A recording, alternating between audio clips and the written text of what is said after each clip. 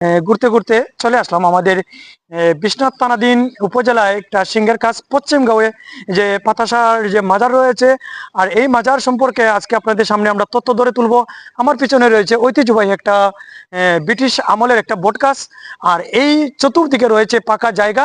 আর পাকা জায়গার মধ্যে রয়েছে আমার একটা হজরত শাহজালালের সফর সঙ্গী পাতাসার মুকাম যেটাকে বলা হয়, পাতাসার যে মাজার যেটাকে বলা হয়। তো আমি ছোট থাকতে এই পর্যন্ত শুনে এসেছিলাম এই মাজার নিয়ে অনেক জল্পনা, অনেক কল্পনা, অনেক কিছু।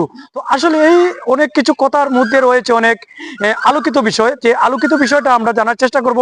যদি এখানকার কিছু স্থানীয় লোক পাই, আমরা তার সাথে কথা বলবো এই মাজার সম্পর্কে, বা এই মাজার ঘিরে কি কি কথা রয়েছে বা কি কি আলোকিত বিষয় রয়েছে সেটা আপনাদের সামনে আমরা ধরে তোলার চেষ্টা করব।